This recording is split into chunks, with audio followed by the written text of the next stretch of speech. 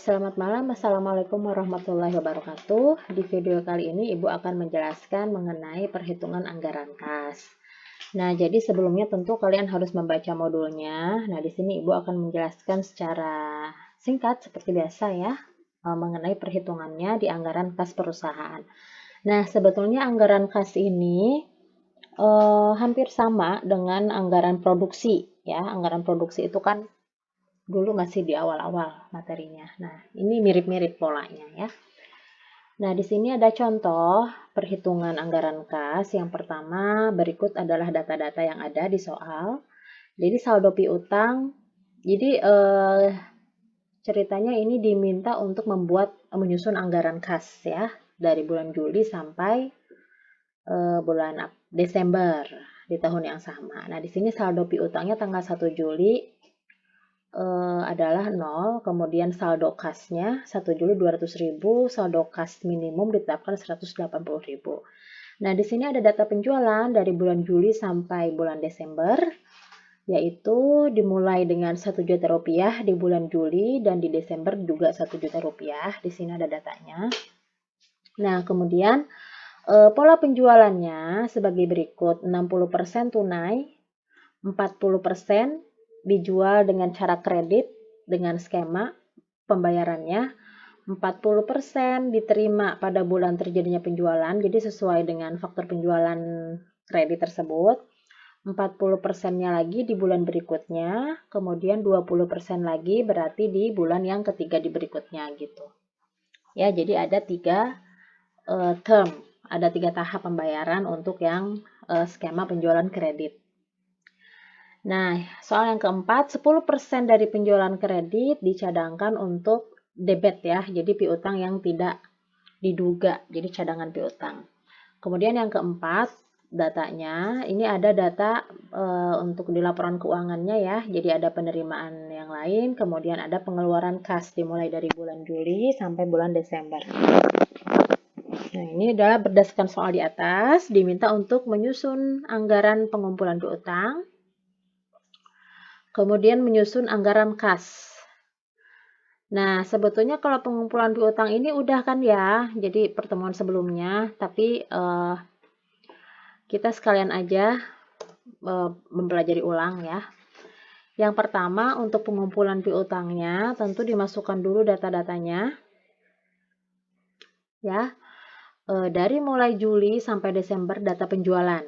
Ini kan data penjualan. Nah, ini dimasukkan ke dalam tabel karena kita akan membuat skema pengumpulan piutang periode Juli sampai Desember. Jadi penjualannya per bulan dipindahkan ke sini. Setelah itu kita ingin mengetahui penjualan bersihnya berapa sih gitu ya. Setelah tadi kan ada 2 skema penjualan, ada yang tunai, ada yang kredit. Nah, kemudian kita hitung dulu yang tunai.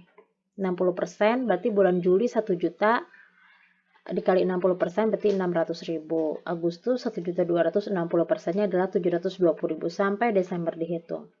Nah, sisanya berarti masuk ke penjualan kredit, yaitu 40%. Berarti sisanya adalah ini ya, dari Juli sampai Desember.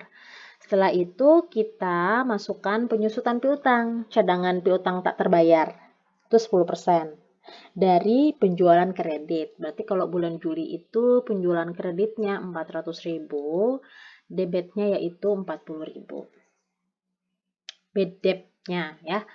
Nah, baru kita bisa mengetahui piutang neto. 360.000 untuk Juli sampai Desember juga 360.000. Ya. Oke, di sini pola pelunasannya seperti yang sudah diterangkan di soal, yaitu 40, 40, 20 untuk di pola pembayarannya.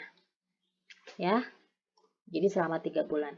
Kita hitung mulai bulan Juli dulu, berarti Juli, Agustus, September, Oktober, November, Desember. Gitu kan, 40, 40, 20, 40, 40, 20 gitu ya, per 3 bulan. Oke, kita mulai Juli dulu, 40 dikali 360.000, 144. Agustus dikali 4, oh ya 40, 40, 1, ya ini yang bulan Juli dulu ya. Oke, berarti yang 40, 360, 144. Agustusnya juga 360, 144. Berarti yang September ini dibaut dulu deh biar nggak rancu. Nah, yang bulan Agustus ini 40 dikali 432. Nah, ini ya, 432. Jadi kita hitungnya berdasarkan yang di bold saja. Ini juga sama, per 3 bulan. Agustus, September, Oktober. 40, 40, 20 dikali 432. Berarti nominalnya sekian ya. Nah, sekarang yang September. Yang September berapa pembayarannya? Piutangnya 504 dengan pola pembayaran 3 bulan. Berarti September, Oktober, November. 40, 40, 20. Sama ya. Nah, kemudian sekarang yang Oktober. Oktober berapa? 432. Sama. Sampai bulan Desember. Nah, ini di bold saja. 432, 432. Jadi piutang netonya dihitung berdasarkan pola pembayaran 40, 40, 20 per 3 bulan gitu. Sampai kita selesai menghitung rinciannya, sampai selesai, baru kita bisa membuat penerimaan dari piutang ya, laporannya gitu, laporan piutangnya. Berarti ini piutang netonya berapa yang tadi ya, sebelum dihitung rinciannya sesuai dengan pola pembayaran 360, 432, 504 ya, ditulis di sini sampai Desember, kemudian dijumlahkan. Penerimaan bulan Juli berapa? Berarti kan ini saja 144. 144. Di ayah. Ada di ayah, minta ke ayah sayang. Nah, kemudian Agustus penerimaannya ada 2. Ya, Agustus angsuran yang Juli dengan yang bulan Agustus gitu ya. Jadi berdasarkan dari rincian di atas yang sudah dihitung sebelumnya, dimasukkan ke dalam satu tabel, kemudian dijumlah-jumlahkan semuanya per bulan. Gitu. Jadi mulai Juli sampai Desember, sampai tahun yang akan datang Januari berarti. Nah, setelah itu baru dibuat anggaran kasnya. Ya. Saldo awalnya berapa? Sudah dituliskan di soal 200.000, kemudian penerimaan sebentar ya.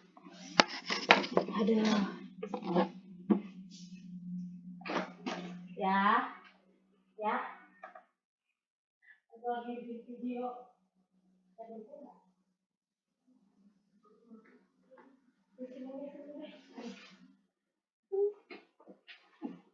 Udah sana sama ayah saya.